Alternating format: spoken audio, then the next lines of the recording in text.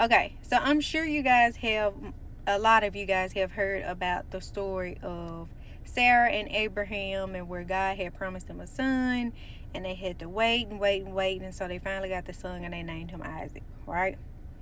So in First Samuel chapter 15, verse 22 is what I'll be referencing here. Okay? They waited this long for this son, only for God to tell them after some time had passed that Abraham needed to sacrifice the son.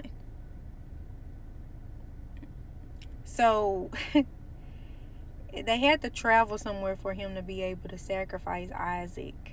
And I'm pretty sure Isaac was, they don't talk about Isaac in this passage particularly, but I'm pretty sure he was confused. He didn't know what they was doing, where they was going, what was going on.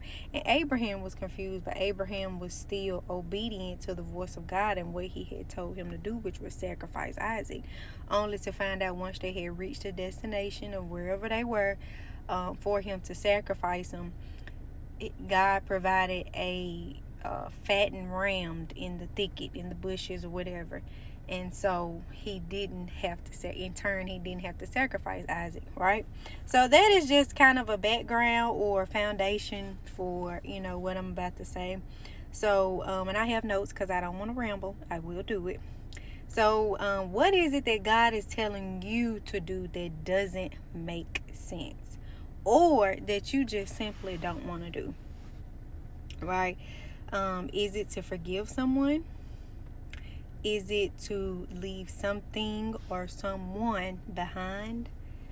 Sometimes he'd rather us soften our heart to him instead of, and I know I'm not saying anything is wrong with church, but he'd rather us soften our heart and be still and really listen to what he's trying to tell us to do, instead of going to church, instead of fasting, instead of doing these religious acts, to, get closer to him, right? So, how is your relationship with God truly, is the question. Because it's not about checking things off of your religious checklist of things that you think you need to be doing in order to stay in close relationship with him. Are you checking off your religious list, or are you being a sweet lamb and listening to his voice? You know, um, just an example of something I recently realized is that I was on a 3-day fast. And I was going back and forth, going back and forth. God, should I do sun up to sundown? Because it was two options. It was a community fast. It was two options. Either you do sun up to sundown, water only, liquids only, or you do 3 days straight. And child, I was just going back and forth, back and forth, back and forth with myself. Like, what should I do? I want to make sure I'm doing everything I'm supposed to, so I can really hear him, so I can really subdue my flesh, blah, blah, blah.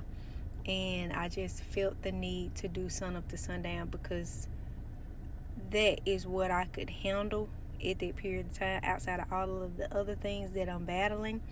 And then I just thought to myself, he has to be pleased with the fact that I'm willing to sacrifice. I'm willing to be obedient. They go that word. I'm willing to be obedient to him, instead of this sacrificial, oh, I have to do water only for 3 days only. That's not God. That's not God. God is a God of love. He is a God of understanding. Now, if he specifically led you and told you to do something, which is water only 3-day fast, or dry fast, or whatever it is, then okay, yeah, do that. Which I do think that is coming up on my list of things to do, is to not just do the sun up to sundown, because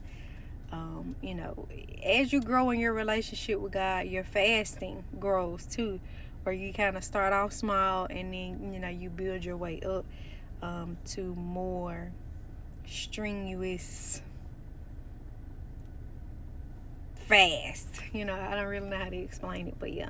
But anyway, obedience is better than sacrifice. So instead of checking off your religious checklist, do what he's telling you to do, regardless if it doesn't make sense or you don't want to do it. Peace.